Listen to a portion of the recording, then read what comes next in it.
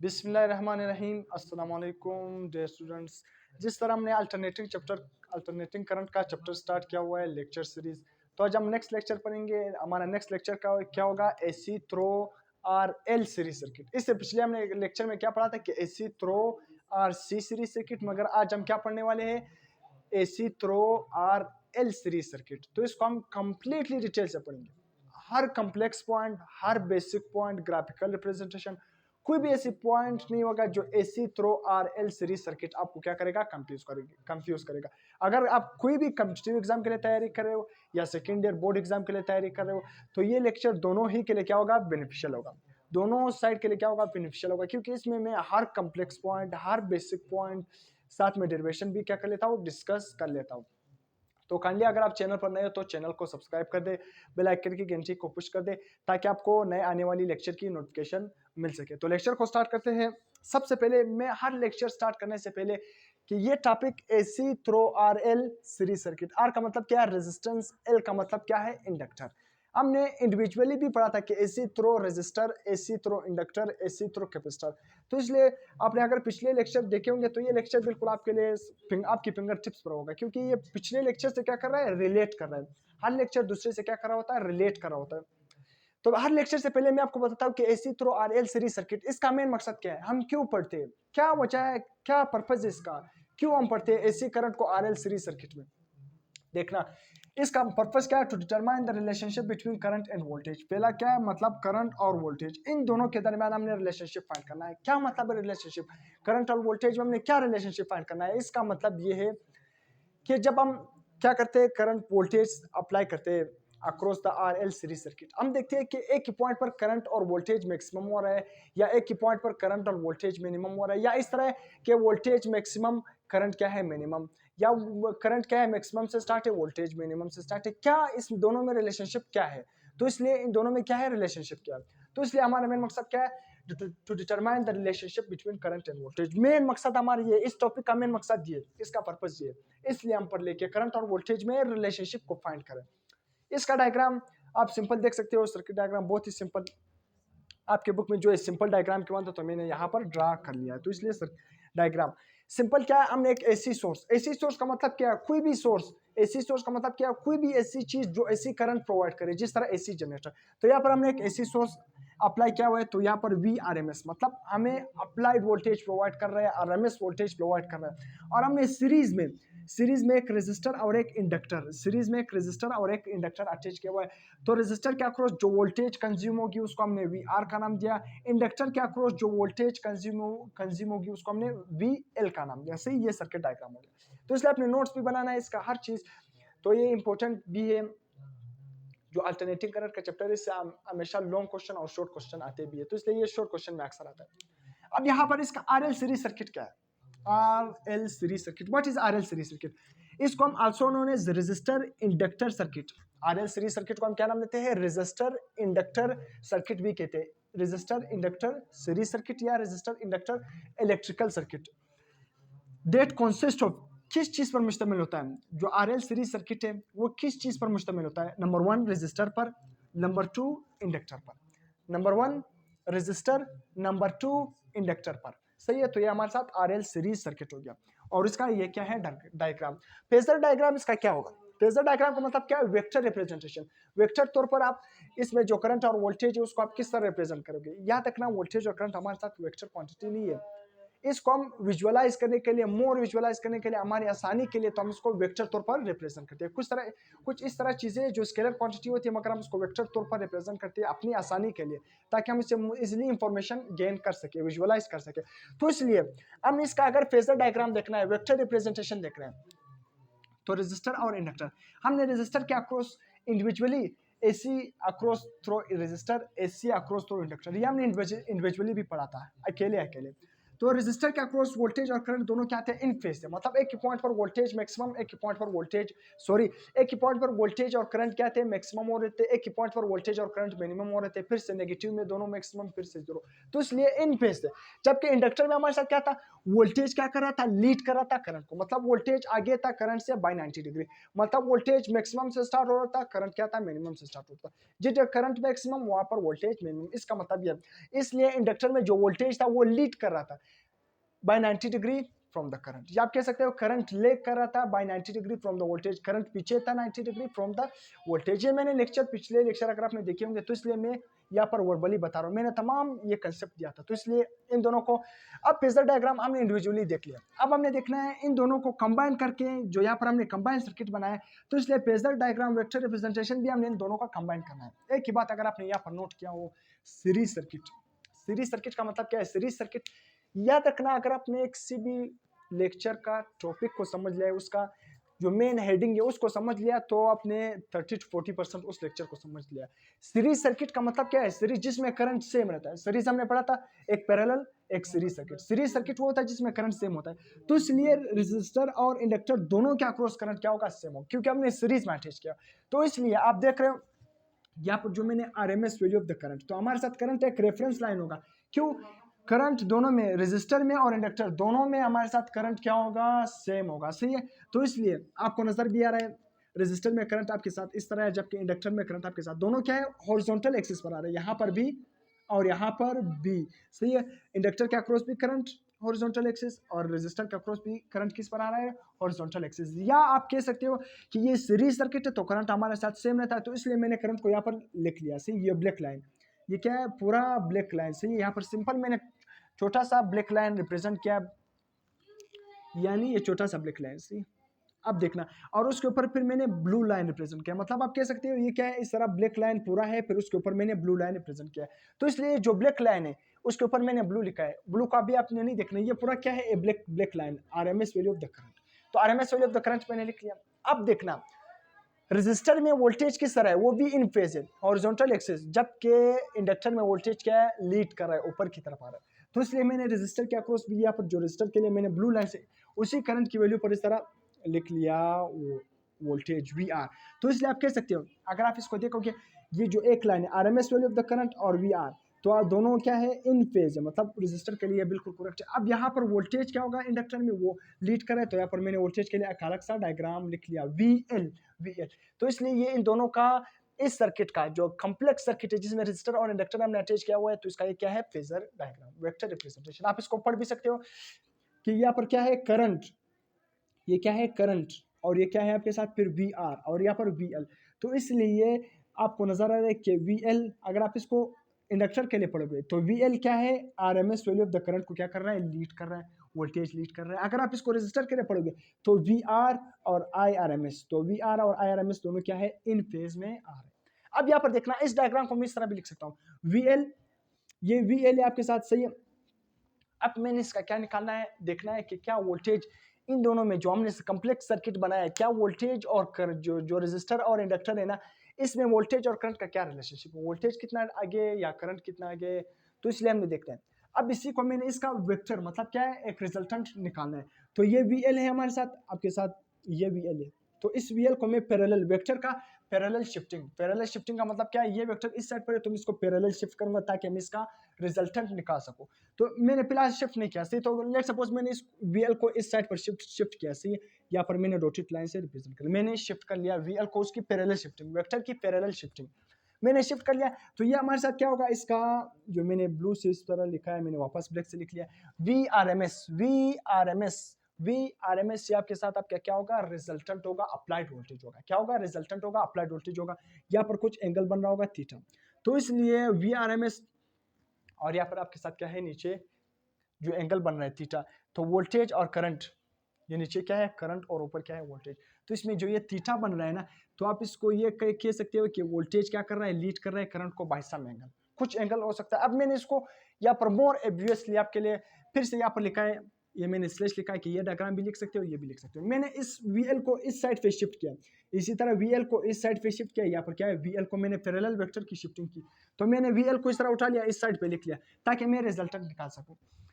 मैंने यहाँ पर ये VRMS जो ब्लैक से लिखा है, ये VRMS, यहाँ पर नीचे क्या आ रहा है VR, सही है, एरो फिर आपके साथ RMS value of the current IRMS। तो इसलिए VL को मैंने उस साइड पे शिफ्ट कर लिया, और ये ब्लैक से जो मैंने लिखा है VRMS, ये अप्लाइड वोल्टेज इसका रिजल्टेंट। तो इसलिए अप्लाइड वोल्टेज किसके इक्वल होगा, इन दोनों वोल्टेज के इक्वल होगा, जो यहाँ पर वोल्टेज और यहाँ पर वोल्टेज। तो इसलिए इसका रिजल्टेंट मैंने निकाल लिया, VR और VL का मैंने रिजल्टेंट निकाल दिया, VRMS। अब देखना यहाँ पर ये थीटा बन रहा है, ये थीटा में क्या इंफॉर्मेशन दे रहा है कि VL और IRMS में क्या मतलब आपके साथ वोल्टेज और करंट में क्या रिलेशनशिप है। वोल्टेज आपको नजर आ रहा है, ये थीटा, ये क्या है आपके साथ वोल्टेज, ये आपके साथ क्या है करंट, ये वोल्टेज है और ये करंट है, ये वोल्टेज है और ये करंट। तो आपको नजर आ रहा है कि वोल्टेज लीड कर रहा है theta by some angle, voltage is leading by some angle, voltage is leading by some angle, voltage is leading the current. मैंने यहाँ पर नहीं लिखा, भूल गया, voltage is leading the current, तो आपने लिख लेना, voltage is leading the current by some angle. Voltage आगे है करंट से by some angle, some angle कुछ भी हो सकता है। ये थीटा क्या आपको नजर आ रहा है, ये क्या है, 0 से ग्रेटर है, थीटा 0 से ग्रेटर है, मगर ये थीटा क्या है, lesser than 90 degree, lesser than 90, मैं यहाँ पर लिख रहा हूँ, सही है, थीटा जो है वो 0 से ग्रेटर है, मगर ये थीटा क्या होगा, lesser than 90 degree, lesser than 90 degree, इसलिए ये थीटा क्या है, 0 से ज्यादा मगर 90 से कम। तो इसलिए voltage is leading the current by some angle, voltage lead कर रहा है, आगे होगा करंट से बाय सम एंगल। अब यहाँ पर इंपीडेंस, इंपीडेंस मैंने बार बार मैं आपको बताऊं, इंपीडेंस का मतलब क्या है, टोटल अपोजिशन, टोटल अपोजिशन का सम, टोटल अपोजिशन,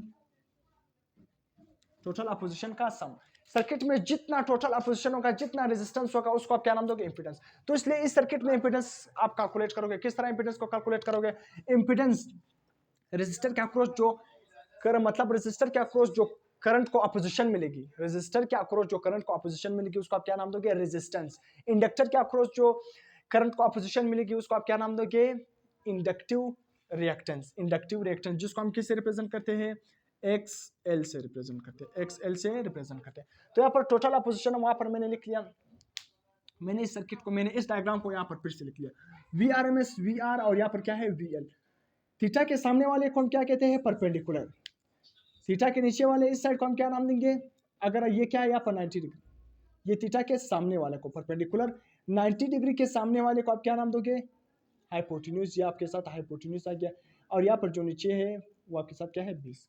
अब यहाँ पर मैंने हाइपोटेन्यूज जो क्या है, पिथागोरस थ्योरम लगाना है, ये आपके साथ आरएमएस वैल्यू ऑफ वोल्टेज है, ये VL है और ये आपके साथ VR है, तो पिथागोरस थ्योरम लगाओगे, हाइपोटेन्यूज का square is equal to perpendicular का स्क्वायर प्लस बेस का स्क्वायर। हाइपोटेन्यूज किसके इक्वल है, VRMS, तो VRMS का whole square is equal to VL, perpendicular आपके साथ क्या है VL, तो VL का स्क्वायर प्लस बेस आपके साथ क्या है VR का स्क्वायर, सिंपल। इसलिए मैं जल्दी करवा रहा हूँ, ये जो कैलकुलेशन है, ये हर लेक्चर में ये कैलकुलेशन आ रही है, मैं जल्दी जल्दी से करवा रहा हूँ, ये इजी कैलकुलेशन। तो इसलिए VRMS का स्क्वायर दोनों साइड पर अंडर रूट ले लोगे, सही है, ये स्क्वायर अंडर रूट के साथ क्या हो जाएगा, कैंसिल, इस साइड पे क्या आएगा VL किसके इक्वल है, IRMS इनटू R, सो VL किसके इक्वल है और VR किसके इक्वल है, यहाँ पर मैं लिख रहा हूँ, सही, आपके आसानी के लिए VL का मतलब क्या है, वोल्टेज अक्रॉस द इंडक्टर, वो किसके इक्वल होगा, VL is equal to IRMS, यहाँ पर RMS value of the current लेनी इनटू R। VL मतलब इंडक्टर के अक्रॉस रेजिस्टेंस को हम किससे रिप्रेजेंट करते हैं, XL। इसी तरह VR किसके इक्वल होगा, VR IRMS into R। Resistor के अक्रॉस जो रेजिस्टेंस होगी उसको आप R से रिप्रेजेंट करोगे, इंडक्टर जो अपोजिशन प्रोवाइड करेगी उसको आप XL से रिप्रेजेंट करते हो। तो सिंपल VL और VR की जगह इसकी वैल्यू सब्स्टिट्यूट करना, तो इसलिए VL किसके इक्वल होगा, IRMS इंटू XL का उसका होल स्क्वायर। इसी तरह VR किसके इक्वल होगा, IRMS इंटू R उसका होल स्क्वायर, सिंपल। यहाँ पर भी RMS आ रहा है, यहाँ पर भी RMS आ रहा है, मैंने आपको बताया RMS वैल्यू, करंट क्या है सीरीज में, तो करंट क्या है सेम, तो करंट को मैंने बाहर निकाल दिया, IRMS का whole square into R plus XL का होल स्क्वायर, सही है। तो IRMS करंट का स्क्वायर इसके साथ क्या हो जाएगा, कैंसिल, करंट बाहर आ गया, तो VRMS equal to IRMS under root R square plus XL का होल स्क्वायर। तो सिंपल ये RMS इसके साथ मल्टीप्लाई हो रहा है, नीचे क्या हो जाएगा divide, VRMS divided by IRMS is equal to under root R square plus XL का होल स्क्वायर। यहाँ तक बिल्कुल सिंपल कैलकुलेशन है, कोई मुश्किल इसमें नहीं। तो इसलिए VRMS डिवाइडेड बाय RMS, मैंने इंपीडेंस का एक फार्मूला पढ़ा है, इंपीडेंस पर मैंने कंप्लीट लेक्चर दिया है। इंपीडेंस किसके इक्वल था, मैंने पढ़ा था कि इंपीडेंस इज इक्वल टू, जिसको हम Z से रिप्रेजेंट करते हैं, VRMS इनटू IRMS। तो इसलिए VRMS और IRMS की जगह में क्या लिख सकता हूँ, Z is equal to under root R square plus X square. total impedance across the RL series circuit can be calculated by this formula. तो Z is equal to under root R square plus XL का whole square, ये आपके साथ क्या है impedance का formula. तो यहाँ तक हमने बेसिक कॉन्सेप्ट क्या बेसिक कंसेप्ट क्लियर कर लिया। इसके बाद हम नेक्स्ट पॉइंट डिस्कस करेंगे, इंपॉर्टेंट पॉइंट डिस्कस करेंगे। तो यहाँ तक आप इसका स्क्रीनशॉट ले सकते हो, नोट कर सकते हो। इसके बाद हम नेक्स्ट पॉइंट क्या करेंगे, डिस्कस करेंगे। अब next point AC through RL series circuit, RL series circuit. अब फेज एंगल हमारे साथ क्या होगा, फेज एंगल जो वहां पर मैंने बताया था जो थीटा बनना था ना, इस तरह वेक्टर रिप्रेजेंटेशन, वहां पर मैंने जो इंपीडेंस डायग्राम है वहां पर मैंने लिखा है, यहाँ पर जो थीटा बनना था, मैं जल्दी में लिख रहा हूँ ये क्योंकि पिछले बोर्ड में मैंने वहां पर आपको समझाया था। यहाँ पर जो थीटा बन रहा है ना, आपने ये एंगल कैलकुलेट करना है, ये फेज एंगल अगर आपने कैलकुलेट करना है ना, तो टेन थीटा किसके इक्वल होता है, perpendicular divided by base. Perpendicular divided by base, आपके साथ परपेंडिकुलर क्या है XL, जबकि साथ आपके साथ बेस क्या है R, बेस किसकी इक्वल है R। तो सिंपल यहाँ पर tan theta is equal to VL divided by VR, VL divided by VR में सिंपल अभी VL डिवाइडेड बाय VR लिख रहा हूँ, अपने रिजल्ट की तरफ आ जाता हूँ। Tan theta is equal to VL किसके इक्वल होगा, I into XL divided by IR। VR किसके इक्वल होता है, VIR मतलब IR के इक्वल होगा, मतलब वोल्टेज किसके इक्वल होगा IR, और VL किसके इक्वल होगा IRMS इंटू XL। वहां पर रेजिस्टेंस की जगह क्या आएगा XL, क्योंकि जो इंडक्टिव रेजिस्टेंस अपोजिशन प्रोवाइड कर रहा है उसको हम XL से रिप्रेजेंट करते हैं, इसलिए तो VL divided by VR, VL किसके इक्वल होगा I इंटू XL, और VR किसके इक्वल होगा I इंटू R। करंट क्या है सेम, तो ये कैंसिल हो जाएगा, XL डिवाइडेड बाय R।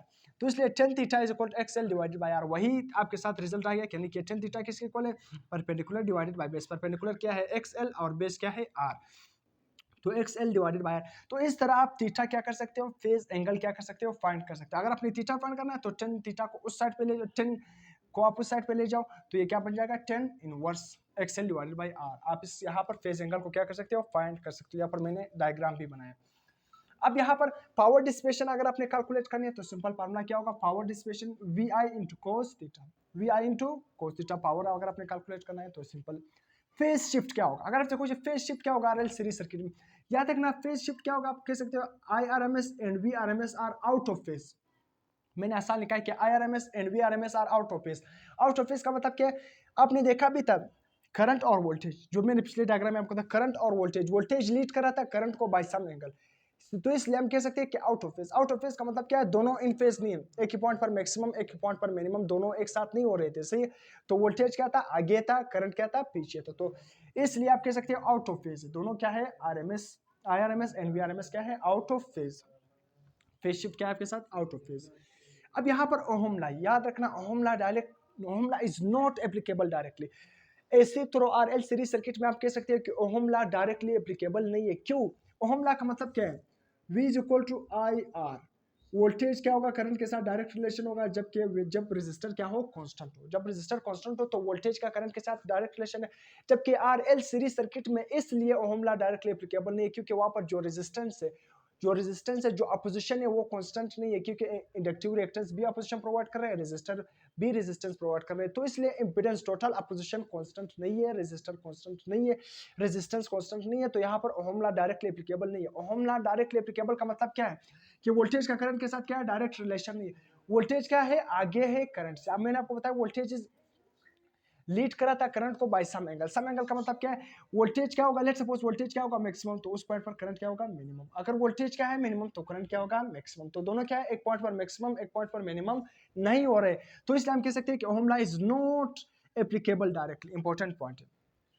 अब याद रखना ये इंपॉर्टेंट पॉइंट, फ्रीक्वेंसी डिपेंडेंट। याद रखना जो AC through RL series circuit में आप देखोगे ये क्या है, फ्रीक्वेंसी डिपेंडेंट। आप के साथ कह सकते हो कि इंपेडेंस जो आपके साथ Z आ रहा है इंपेडेंस, ये क्या है, फ्रीक्वेंसी डिपेंडेंट है। क्यों फ्रीक्वेंसी डिपेंडेंट है आपके साथ, मैंने आपको बताया था कि इंडक्टिव रिएक्टेंस XL का फ्रीक्वेंसी के साथ डायरेक्ट रिलेशन है, जबकि साथ जो रेजिस्टेंस प्रोवाइड कर रहा है वो फ्रीक्वेंसी पर डिपेंडेंट नहीं है, वो फ्रीक्वेंसी पर डिपेंड नहीं करता है। जबकि इंडक्टिव रिएक्टेंस, जो इंडक्टर है वो जो रेजिस्टेंस प्रोवाइड कर रहा है, अपोजिशन प्रोवाइड कर रहा है, जिसको हम इंडक्टिव रिएक्टेंस कहते हैं, वो फ्रीक्वेंसी पर डिपेंड करता है। पिछले लेक्चर में मैंने आपको बताया था, जहाँ पर मैंने AC थ्रू इंडक्टर मैंने आपको पढ़ाया था, मैंने वहां पर बताया भी था कि इंडक्टिव रिएक्टेंस का फ्रीक्वेंसी के साथ डायरेक्ट रिलेशन है। तो इसलिए आप ओवरऑल कह सकते हो ओवरऑल क्या कह सकते हो कि जो ये क्या है इंपिडेंस है वो फ्रीक्वेंसी पर डिपेंड करता है, फ्रीक्वेंसी पर क्या है डिपेंड करता है, क्योंकि अगर आप फ्रीक्वेंसी को बढ़ाओगे तो अपोजिशन बढ़ जाएगा। एक्सएल का मतलब क्या है, inductive reactance, opposition across the inductor वो बढ़ जाएगा, तो इसलिए करंट को ज्यादा रुकावट का सामना पड़ेगा। अगर आप फ्रीक्वेंसी को कम करेगा तो एक्सएल कम होगा, अपोजिशन कम होगी तो करंट को कम रुकावट पड़ेगी, करंट तेजी से मूव करेगा। तो इसलिए आप कह सकते हो ये फ्रीक्वेंसी डिपेंडेंट है। इंपिडेंस चेंजेस विद फ्रीक्वेंसी, यहाँ पर मैंने लिखा इंपिडेंस फ्रीक्वेंसी के साथ क्या होगा चेंज, इंपिडेंस का फ्रीक्वेंसी के साथ डायरेक्ट रिलेशन है।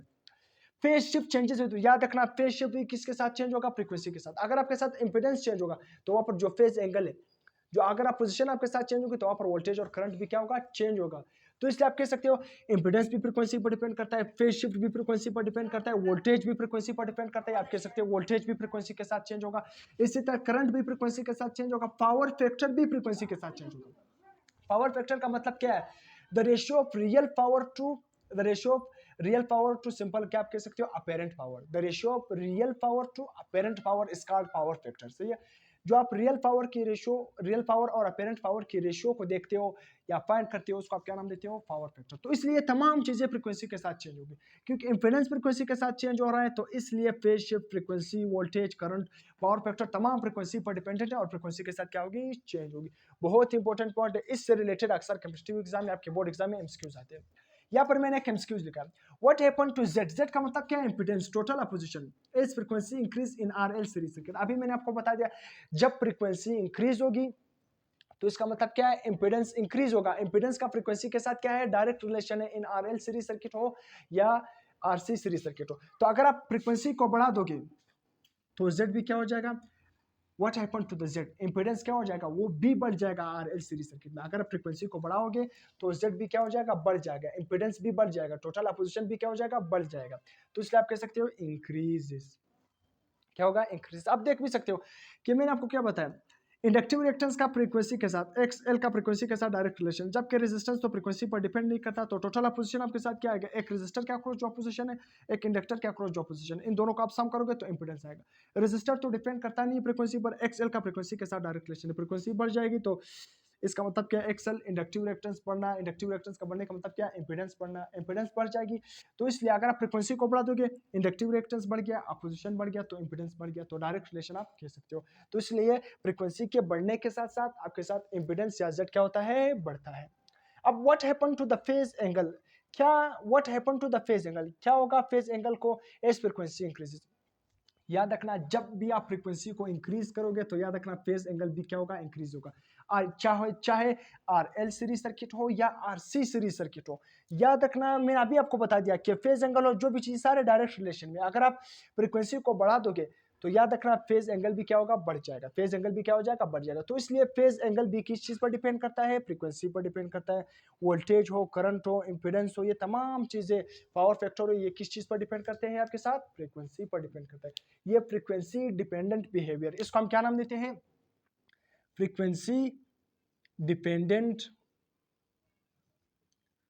Frequency dependent behaviour, frequency dependent behaviour. सही है, तो यहाँ पर मैंने तमाम लिखे हैं। तो यहाँ तक हमारा जो AC through R L series circuit का लेक्चर क्या हो गया कंप्लीट हो गया। तो अगर आपको लेक्चर पसंद आ गया तो काइंडली चैनल को सब्सक्राइब कर दे, लेक्चर को लाइक कर दे और दोस्तों के साथ शेयर भी कर दे। अगर फिर भी कोई पॉइंट मिसिंग हो तो आप कमेंट सेक्शन में पूछ सकते हो। टिल देन अल्लाह हाफिज।